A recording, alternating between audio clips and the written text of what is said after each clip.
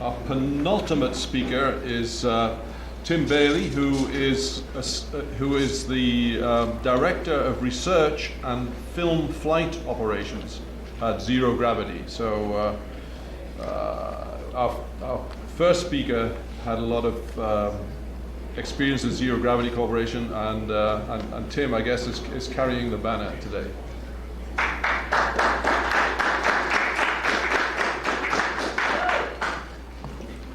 Hi, it's good to see a lot of people in the space tourism track. I know some of the other sessions are a lot more technical and people come here wanting to talk figures and numbers and how are we getting to the moon, but I think it's a really awesome session to have, and I'm glad to see that there are so many people still here after several hours of presentations.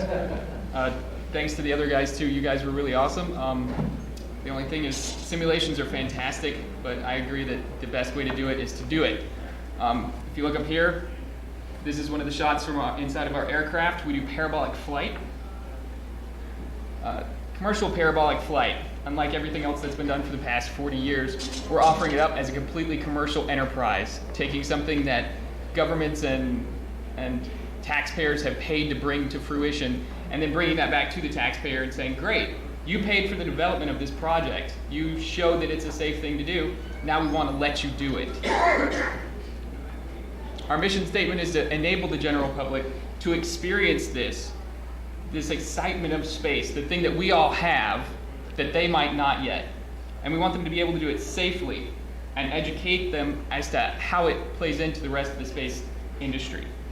We want it to be safe, inspirational, and of the highest quality, because when you get done with this, I promise, everybody that's been on the airplane, I've seen a few of them here today, they come back and they're like, I got my pictures in the mail, I got my DVD, this was the greatest thing ever, I've showed all of my friends, and that's exactly what we need from every aspect of the space tourism industry. That people leave these experiences, these simulations, that they go out and they tell their friends about it. Because if it's just us, we're not going anywhere. We have to get everybody else involved too, and that's a major component of what we're trying to do. So next was going to be a really cool promotional video that would show you exactly how it looked when you were inside. Unfortunately, technology isn't working with us today, so I'll just have to convey that to you personally. The history of parabolic flight, like I said, it's been developed by several governments over the course of 40 plus years. NASA's had the KC-135 and the DC-9. They've conducted all of their astronaut training for every mission that's gone up. When you see somebody floating around inside getting trained, they've been in a parabolic aircraft.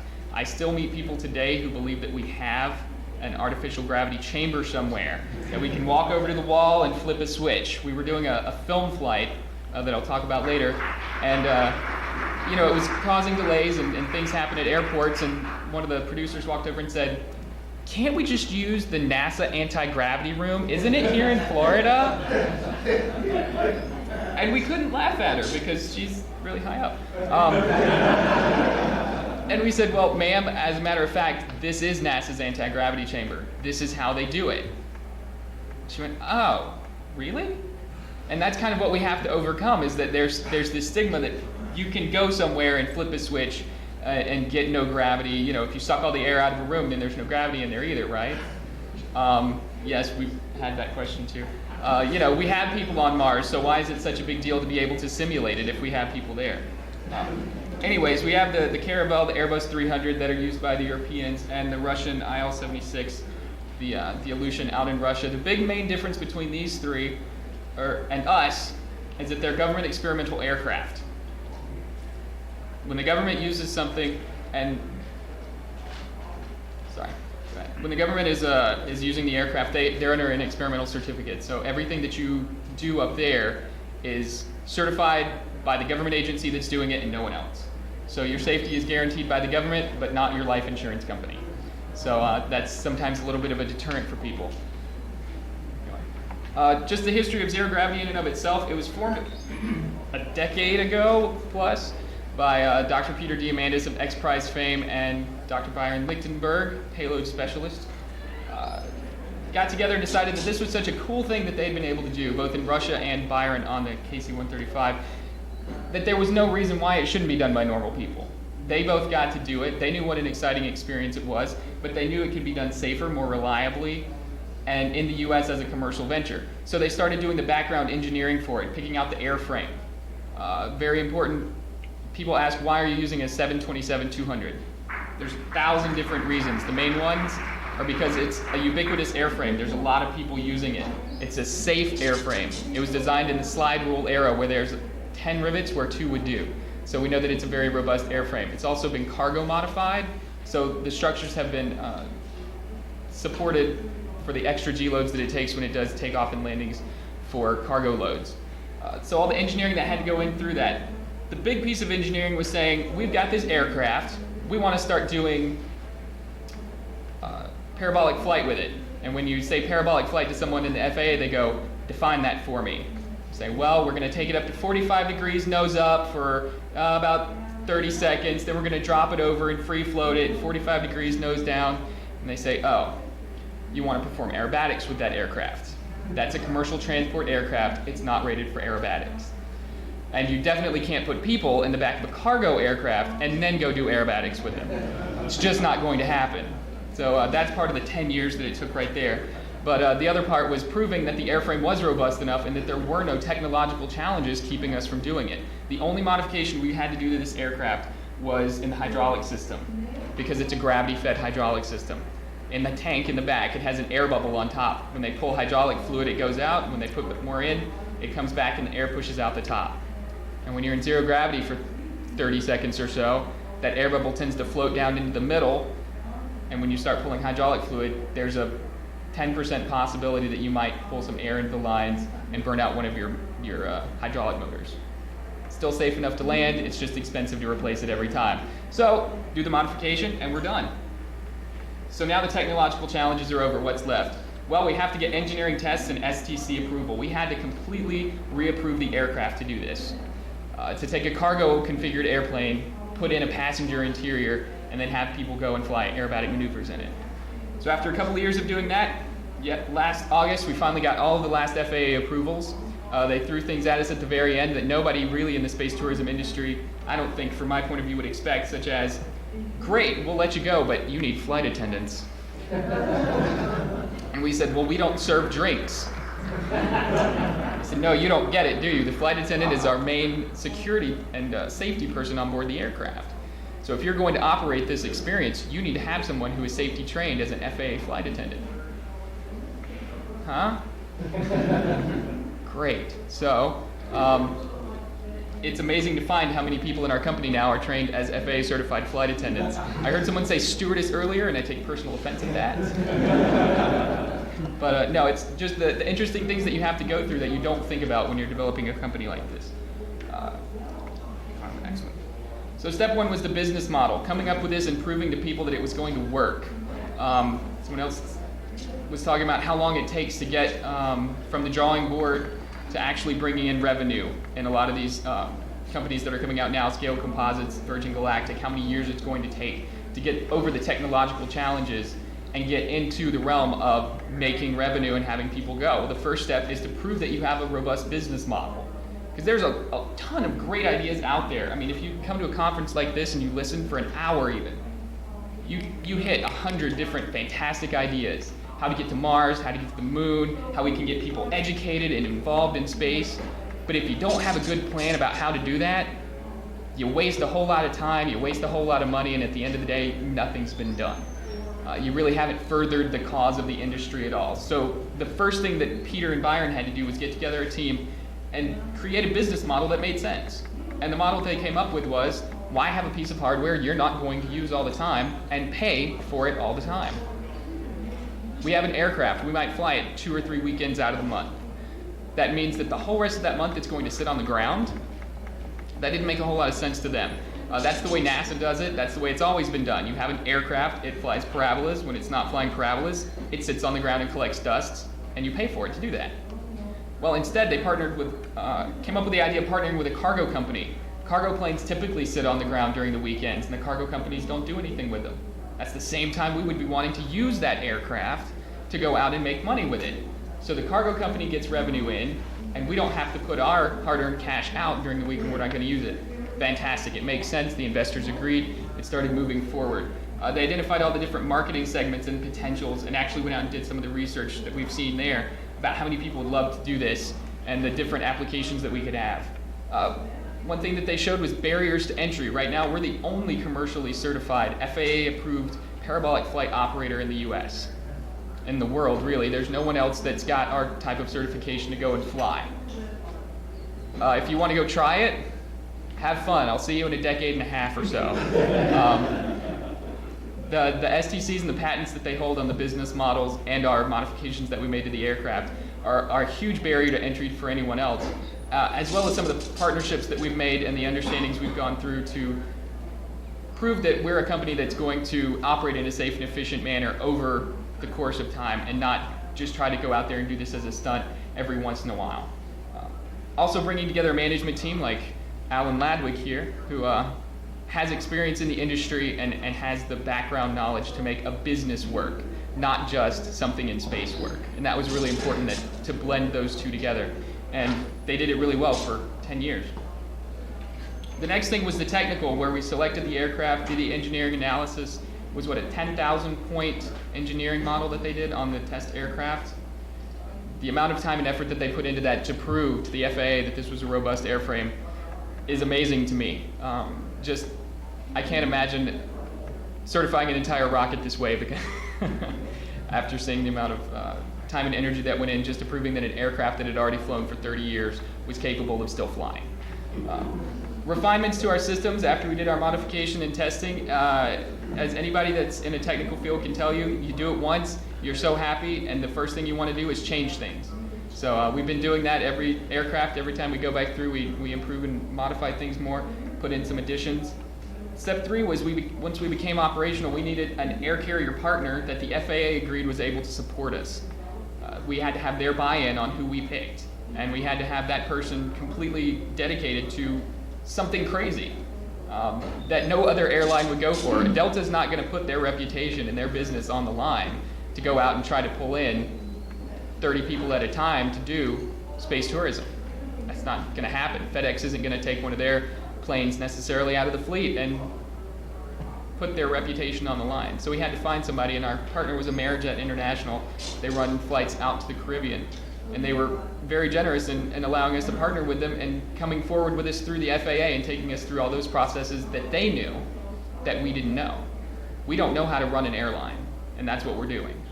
Amerijet runs the airline side of it. We run the parabolas and the parabolic flight experience.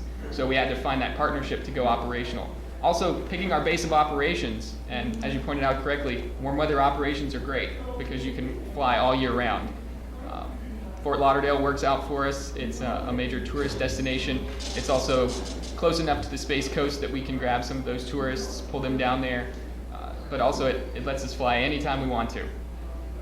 Cabin crew selection and training was, like I said, one of our harder obstacles to get over, and it was something that really people hadn't thought about a whole lot. And I'm interested to learn what Virgin Galactic and a lot of these other people are going to do when it comes time to certify a crew and have those people go through and prove that they're not just capable of keeping everybody in the aircraft safe, but also, proving that you can train someone to be safe in the aircraft, and proving that you have training to train them to be safe in the aircraft are two different things. And we had to get all of our crew and personnel approved, as well as our training curriculum. The FAA mandated we put in specific things in there that we had never thought of doing before. So it was a really interesting combination, and I'd love to see how all the other companies are going to go through and do that, because it's such a rigorous process, but at the end of it, you come out so much better because you know exactly the standard that you're being put up to and that you've met it. And anybody that comes up to you and says, oh, you're flying in a 727 doing aerobatic maneuvers, that's just unsafe. You can't do that. There's no way that you have the personnel to pull this thing off. And you can be confident that every single person that's gone through that training, they've got the stamp of approval, and so does your process. The flyer training that we came up with includes astronaut briefings from veteran astronauts at NASA that go through their space flight training experience, and also their missions on board. They show people tips and tricks about how to do flips and spins and Supermans that they learned on station that after 500 parabolas, I'm nowhere close to replicating. So we do cabin safety training. We have to train all these people about things that they never think about in the airplane. Did you know that your airplane may have sharp things on the ceiling? We know ours does. I mean, it's, don't push off the wall hard. Why? Because you'll fly into the other wall really hard. Really? Yes. What's going to stop you? All right. Like when you come into 0G, don't stand up. But how am I going to get up? You push off with one finger. No, that won't work. And then you see everybody try to stand up, and for the first parabola, they all try to stand up and go into the ceiling and come back down to the floor. And it's working on those cabin safety and emergency procedures in ways that nobody ever thought of thinking of doing before. So it's been a really fun ride, I have to admit. All right, step 3, once we became operational. Oh, wait, behind on my slide, sorry. All right, the next thing was how do we get people in the door? Well, we can do direct. Go into our site, nogravity.com, or calling the 800 number, 888-NO-GRAVITY. We have people standing by. You can go on, learn all about the company, get your questions answered. You can sign up for a flight. You can get more information. Great. But just because the product's there doesn't mean everybody's going to come running looking for it. So we also had to go to people like travel agents and put it out there to the normal people. Hey, if you're looking at booking a cruise or doing something that's fun, and you call your travel agent and say, I was thinking about doing something. I've already done that whole race car camp. I've, been here and done that, but I'm looking for something new and different. The travel agents are the ones that are going to know these things, and they're the ones that need to have the information. So we can't just sit back and expect people to find us on their own. We're going out to travel agents and to companies to take this to their employees to say, you want something new and different? You want something that's going to bond you as a team and give you something that our competitors' management team doesn't have? You want something that gives you a different perspective on the world for real? Here's 0G. We also have parabolic flight service contracts for research payloads. Now that there's not just one source of parabolic flight in the country, and until some of these other companies get started doing their microgravity suborbital flights, you finally have a chance to go outside of the NASA model of business to get something flown on a microgravity flight. A company could actually pay with no thought of how NASA is going to use this thing to take something up and float it around and see how it reacts. And that's completely against what most people are used to doing. Wait, no, I have to be a contract employee for NASA. I have to go through them to do these things. I have to take it someplace where it's not an insured payload. I can't guarantee any of these things. I might get my time bumped. No, sir. No, ma'am. We are a customer service organization. We're here for you. And it surprised a lot of people that we've been able to do that. To come back to them and say, no, how many parabolas do you want?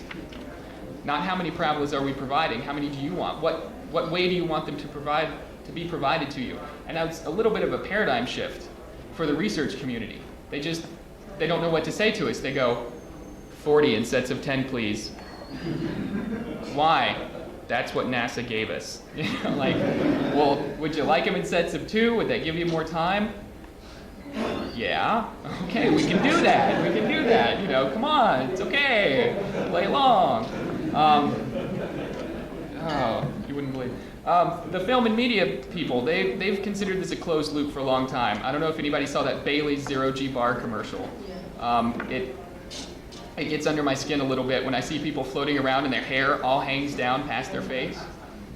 That's not a 0G bar, people. That's a wire bar.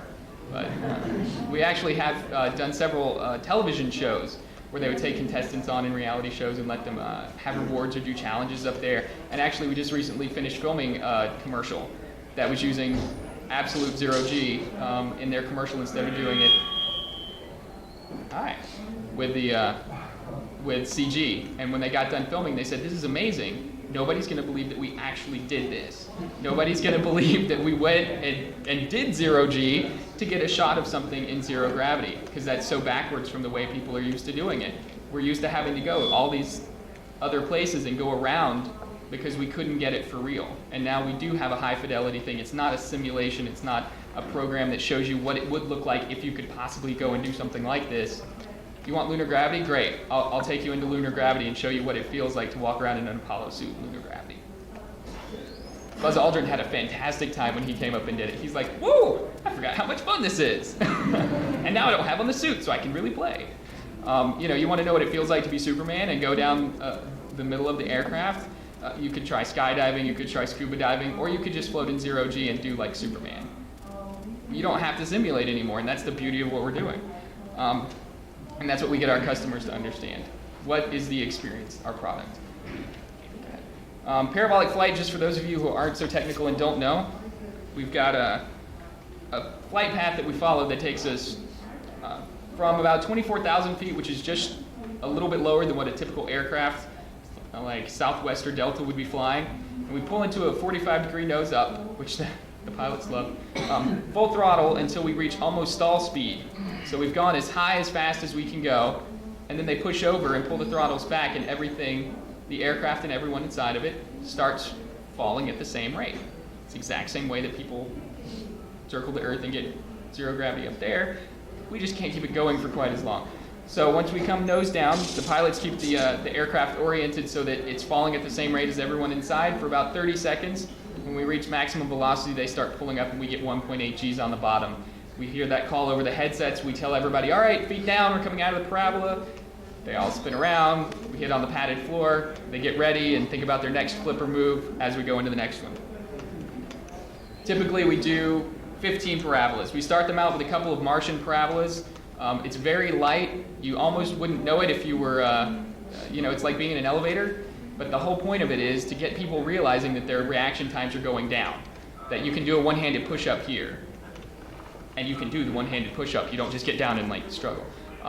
That's what I do at least. You can do lunar gravity. You can jump up and do a flip and land back on your feet. You can throw something. I watched Alan one time throw somebody a water bottle. And the minute it left his hand, I said, Alan, that's never going to make it. And it floated in the most beautiful arc I've ever seen across the cabin, and the girl grabbed it. And her eyes were so wide because she got in her head, gravity didn't work the same way in our airplane as she's used to. For every other day of her life, gravity had worked the same way up until today. And that's what we have to get people used to. And that was part of this developmental process that we went through, was realizing people can't go straight into zero G and understand what's happening to them. They need these incremental steps to go. So then we give them sets of zero G with some straight and level time in the middle to kind of recuperate, collect their thoughts, figure out what they want to do, if they want to do a team Superman, that kind of thing. The interior of our aircraft, if you came in just the back doors and sat down, you would think that you were on anybody else's airplane for the most part. We take off and land just like Delta Continental. We do the seatbelt demonstration, your oxygen mask. We have everybody sit back there. Up until 10,000 feet, the seatbelt sign is on and you don't get up. However, after 10,000 feet, that little sign goes off and we really get you up and move around the cabin. We take the flyers into the front compartment, and all of that is the padded area that you see down below. And we divide them up into teams so that they're a little bit easier to manage and they don't get crazy all over the place. This is actually what the aircraft looks like when we get it. It's got roller assemblies in there for the cargo handling units.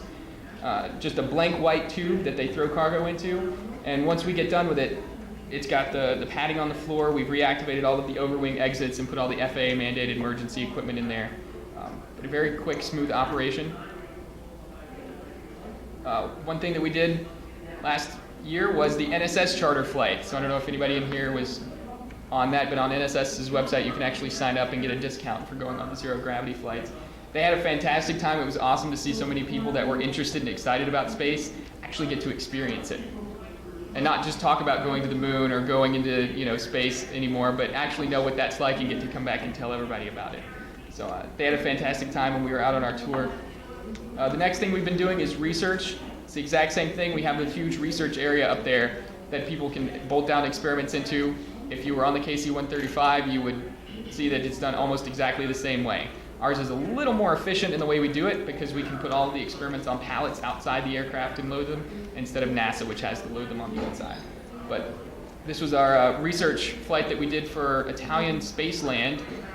They had all of their experiments that they brought. They flew them across the ocean to come and fly with us. They said, ESA's too difficult. We want to come with you guys. So we got all of their equipment certified. We put it on board and we floated them around. Filming configuration is a little different, and it's different for everybody in the airline industry, including us. So what we've typically done is we have our seating area in the back. We put a small filming area in the middle where we congregate our crew for the most part, and then have the scene and one or two actors up in the front. Anything more than that, and we have to have some of our people actually stationed up there. So as much as the film crews hate it, we get to be on camera too, for safety reasons. But we've actually done several things which, did anybody watch Branson's Rebel Billionaire? Okay, we got one. Well, the point being, they actually went up and did filming for commercials for Virgin Galactic. Huh? Only that episode. Oh, only that episode? Yeah. Not the greatest view of us in the world, but proving that you can come up, and they were doing space tourism commercials in zero gravity, which made a whole lot of sense for us. Yeah, well, if you're going to, and he even said it, if you're going to go and do it, you should know what it's like before you try to sell it to other people. And that's what they did on this flight. We've also been on the Apprentice that came on and did a flight, and some other shows that haven't aired yet. But how we deliver our end product, I think that's a big piece of the picture. A lot of people come up with great ideas and they start, going into it. People are going to love it. It's going to have baseball caps, and we're going to have this stuff and that stuff. And great, how do you do that?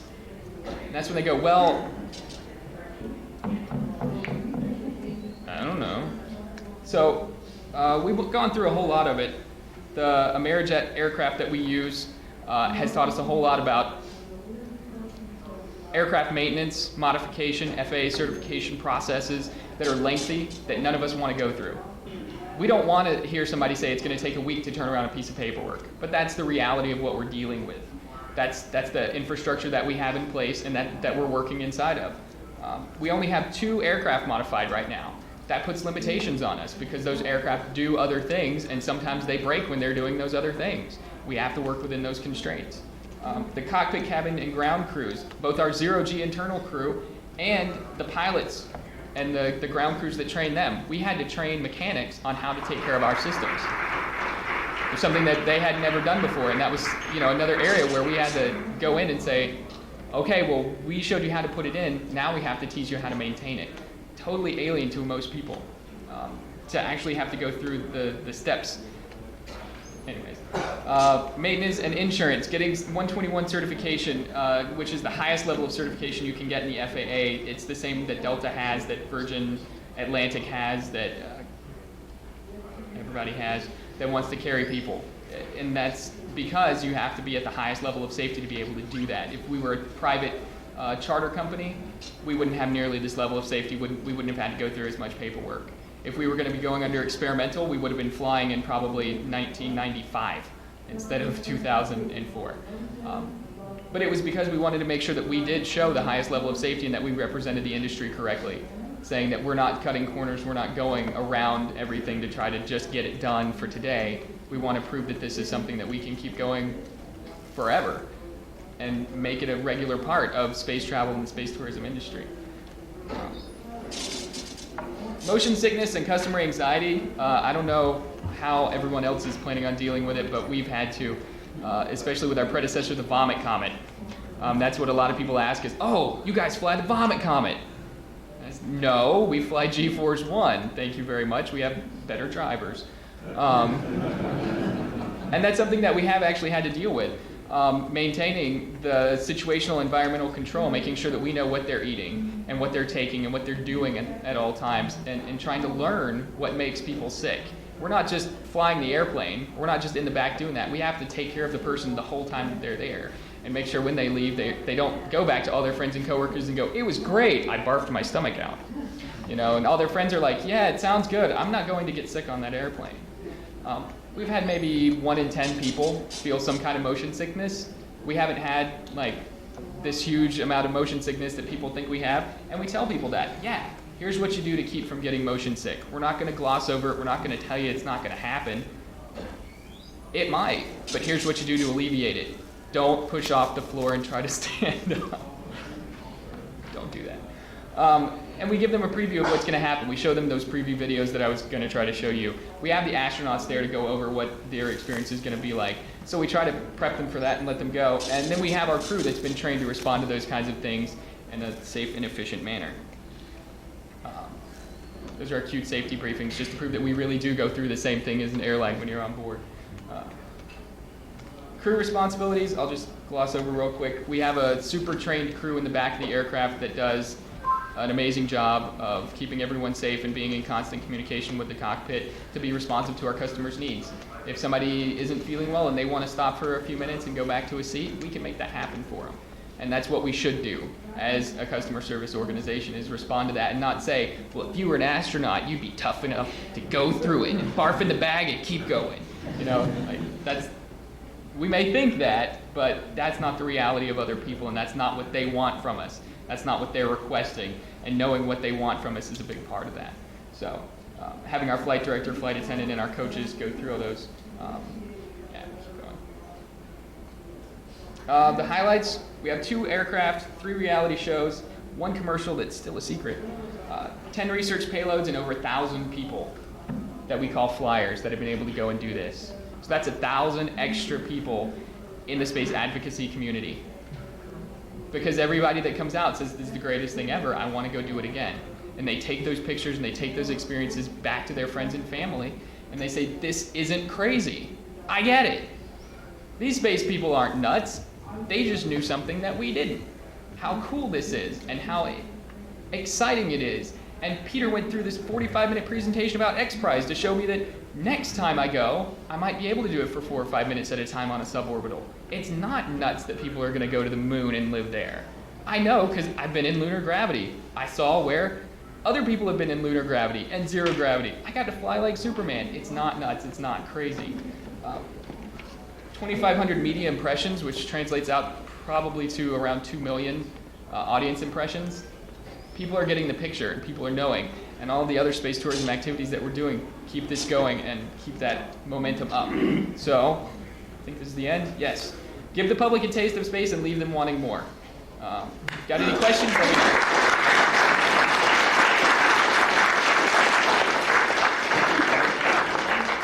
Does the zero-G airplane have the proverbial aircraft toilet? And if so, does it need to be modified for zero-G? Actually, the 2 that we've got modified right now, the question was, does it have a toilet? And the answer is, thank goodness, no. The ones that we have actually have the toilet removed as part of the interior being stripped out of them. Otherwise, we'd have to drain it so that blue water wouldn't float everywhere. Yes. When you operate in sort of that stressful manner, so only having 2 planes, how do you keep up with the immense stress that's put on that when you go in the parabolas? We have the aircraft actually keeps a log of the cycles that it does, and every one of the parabolas counts as a takeoff and landing in the maintenance cycles, so that we can go through and keep up with that. And it does increase the maintenance frequency on some of the major overhauls that they go through. That was part of our deal with the FAA, to go through and say, all right, we're going to do extra maintenance on the aircraft. We're confident it's not doing anything to the airframe that flying cargo isn't already, but we'll go ahead and do those extra safety checks sooner than they would normally be done, just to make sure that we prove that everything is going fine. And if there's anything else that's going wrong with the aircraft, we find it long before we would normally. Question in the back. You mentioned the 1,000+ flyers who are national space advocates. How are you connecting them with the space advocacy community after they complete their flight? That's the next step, and that's. I want to talk with you about that. All right. Thank you very much.